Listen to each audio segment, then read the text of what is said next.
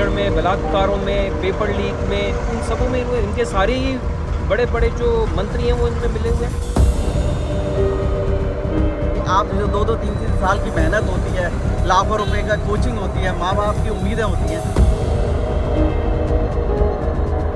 फिर वो कहाँ जाता है उससे पूछो, वो पूरा एक रिजल्ट आता है कि साहब पेपर लीक हो गया। राहुल गांधी से भी आपके थ्रू एक सवाल पूछना चाहते हो, आखिर आपका मकसद क्या है ये? लोग बाग जो भी वोट दे सोच समझ के वोट दे, ऐसे भ्रष्टाचारियों को तो नकारना ही सबसे बढ़िया है। जनता को लालच दिया जा रहा है, जनता बेवकूफ़ बनने की कोशिश ना करे। नमस्कार, सिंस इंडिपेंडेंस की टीम आई है आदर्श नगर। यहाँ कुछ लोग हैं, कुछ अधिवक्तागण हैं, उनसे जानते हैं कि मौजूदा हालात जो राजनीतिक हालात है राजस्थान की, वो किस करवट लेगी, लोगों का क्या मिजाज है, लोग इस बार क्या मन बनाए हैं। तो आप देख सकते हैं, कैमरा पर्सन को बोलूँगा कि वो दिखाएं। कुछ लोग हैं यहाँ मौजूद हैं, उनसे हाल चाल पूछेंगे, ये भी पूछेंगे कि मौजूदा स्थिति में क्या मूड है, किसके तरफ वो जाना चाहते हैं। सर, जिस हिसाब से आज के हालात हैं और जिस तरह से आज की कांग्रेस सरकार की जो तुष्टिकरण की राजनीति कर रही है राजस्थान, पेपर लीक का मामला है, चाहे महिलाओं का शोषण है, अत्याचार हो रहा है, चाहे एक छोटी से छोटी चीज़ से लेकर अगर अपन बड़ी चीज़ें देखें ना, बहुत सारी चीज़ें प्री प्लानिंग से हो रही हैं और जिससे सबसे ज़्यादा जो नुकसान हो रहा है वो हिंदुओं का हो रहा है। आप देख लें तो एक छोटी सी सफाई के लिए जो तुष्टिकरण हो रहा है, एक छोटी सी सिर्फ झाड़ू वाली ने अगर किसी के यहाँ पे सफाई कर ली बिना विधायक से पूछे हुए या बिना के उसको साथ दिए, तो वहाँ पे उसका ट्रांसफ़र हो जाता है। आप इधर से थोड़ा सा आगे जाएंगे, यहाँ पे है एमडी रोड। एमडी रोड पे यहाँ पे सीवरेज की समस्या इतनी आती है, पूरे जवान नगर का पानी यहाँ पे इकट्ठा होता है। उसके लिए कई बार जेंटिंग मशीन की ज़रूरत होती है। जेंटिंग मशीन लेने के लिए हमारे पार्षद को 3-3 महीने तक वेटिंग में रहना पड़ता है। 3 महीने की वेटिंग। सर क्या है, सब बिजी है, सब कहाँ है वह जेंटिंग मशीन? सब एमडी रोड पर खड़ी है। सर एक ही बहुमूल्य, एक ही लोगों के पीछे आप इतना प्रेम क्यों दिखा रहे हैं? क्या और किसी ने आपको वोट नहीं दिए क्या? एक ही जगह से आप जीते हैं। अभी कुछ ही क्षण पहले यहाँ पे एक कांड हुआ था जिसमें एक जने को अल्पसंख्यक को लग गई थी, उसकी डेथ हो गई। अचानक उसको 50 लाख एक दिन में 20 मिनट के अंदर सेंक्शन हो गया। सर 20 मिनट के अंदर उसको संविदा पे नौकरी मिल गई, 50 लाख रुपए का चेक आ गया उसके पास 20 मिनट में, और उसके पास सरकारी नौकरी, एक डेयरी दूध आवंटन हो रहा है। क्यों? और कोई नहीं दिखा चुनावों में आपको क्यों लगता है कि यह मौजूदा सरकार वो तुष्टिकरण की राजनीति करती है, एक समुदाय के पक्ष में उनका झुकाव रहता है? तो आपको क्या लगता है कि वो डर है उनको, कोई वोट बैंक की ऐसी कुछ? अल्पसंख्यक जो समुदाय है उनके सबसे ज़्यादा जो वोटर है ना, वो है कांग्रेस के पास। तो कांग्रेस को ये आज अभी चाहे कोविड में देख लीजिए, कोविड के टाइम में भी इन्होंने जब वैक्सीनेशन माननीय प्रधानमंत्री जी द्वारा दी गई वैक्सीनेशन के लिए भी इन्होंने धोखा किया। कई भी बीजेपी वाले अगर या कोई भी एक में उनको लाइन लग रही वजह से आप विधायक जी से संपर्क करें, उसके बाद यहाँ पे वैक्सीन का कैंप लगेगा। क्यों साहब, हमारा अधिकार नहीं है वैक्सीन पाने का? जो आप विधायक से कहलवाएं या किसी और अल्पसंख्यक से करें, किसी और से कहें, और वहाँ पे अल्पसंख्यक समुदाय में यहाँ पे कैंप लग रहा है आराम से। आप उसके बाद वहाँ पे जो कैंप में जो राशन का है, आप कभी भी देखिए, कहीं भी देखिए, उस टाइम पे सबसे ज़्यादा राशन उधर बटा है। तो हमारे लोगों को ज़रूरत नहीं थी क्या राशन की? आप अधिवक्ता, आप मुझे ये बताइए कि मौजूदा हालात में पिछले 5 साल से आप क्रिमिनल केसेस भी देखते होंगे। आप बताइए राजस्थान में तकरीबन एक सरकारी आंकड़ा है, कितने ऐसे रेप के मामले या हत्या के मामले दर्ज हुए हैं?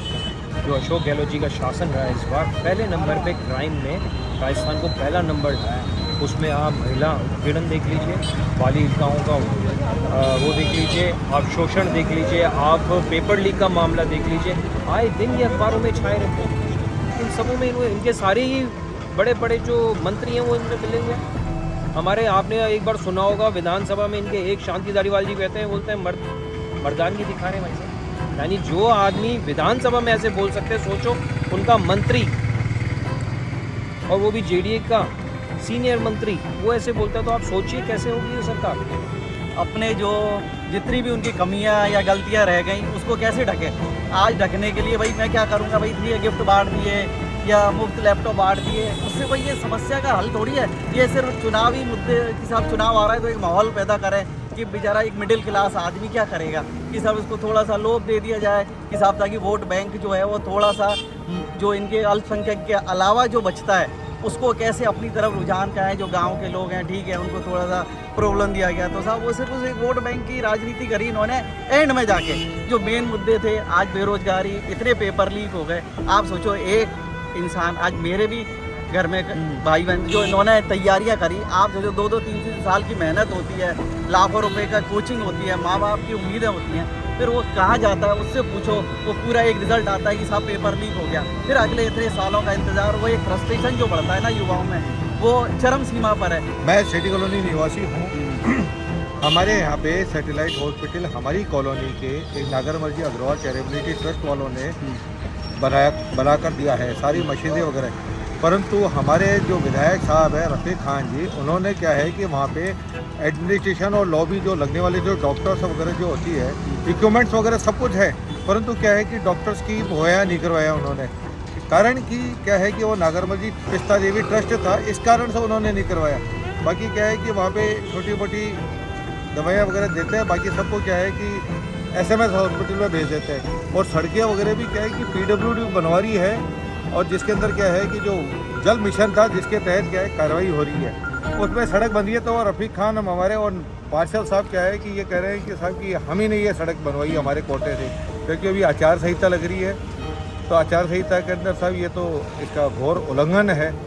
मैं ये चाहूँगा कि साहब कि लोग बाग जो भी वोट दे, सोच समझ के वोट दे, ऐसे भ्रष्टाचारियों को तो नकारना ही सबसे बढ़िया है। कांग्रेस हमेशा परिवारवाद की राजनीति करती है, लेकिन कहीं ना कहीं आपको नहीं लगता है कि अभी वर्तमान में बीजेपी भी कहीं कहीं परिवारवाद और ERCP एक मुद्दा है, जो कि पूर्वी अगर राजस्थान की बात की जाए तो उसमें 13 ऐसे जिले आते हैं जिसमें कि उसको मतलब प्रमुखता से मतलब देखी जानी चाहिए वो सारी चीज़ें, लेकिन आपको नहीं लगता कहीं ना कहीं बीजेपी भी फल रही है? नहीं, मेरे को नहीं लगता कि बीजेपी कभी परिवारवाद, अगर बीजेपी में ये होता तो अभी मेरे को नहीं लगता कि JP नड्डा जी को प्रदेश और राष्ट्रीय अध्यक्ष बनाया जाता।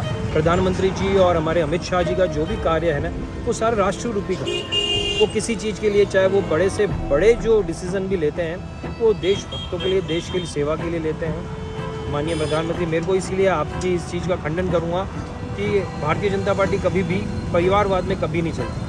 और बीते 5 साल में कई हिंदू मंदिरों को भी तोड़ा गया है, हिंदू यहाँ से पलायन किए, चाहे वो रोज़गार की बात हो या फिर डर के मतलब यहाँ से जो कि नकारात्मक जो तत्व है उन पर हमला किए। तो आप कैसे देखते हैं, हिंदू एक जनमानस उसको कैसे देखता है? तो बिल्कुल ये बात आपकी बिल्कुल सही है। हमारे क्षेत्र में रामगंज एरिया में काफ़ी ऐसे हिंदुओं ने पलायन किया है, काफ़ी ऐसी जगह आई है। पर ये क्या है, क्षेत्रीय विधायक जो है वो एक ही जनों को बहुत ज़्यादा सपोर्ट करता है। अभी इधर से आप 500 मीटर दूर की भी जाएंगे, पास में स्कूल है, गर्ल्स स्कूल हुआ करता था, उसको इन्होंने कोएड कर दिया, उसको महात्मा गांधी का नाम दे दिया। उसके बाद उस पर आज तक की प्रिंसिपल हिंदू है, आज तक। उसके बाद इन्होंने क्या ज़रूरत थी उसको मोमिन प्रिंसिपल लगाने की, उन्होंने एक समुदाय के प्रिंसिपल को वहाँ पे नियुक्त कर दिया।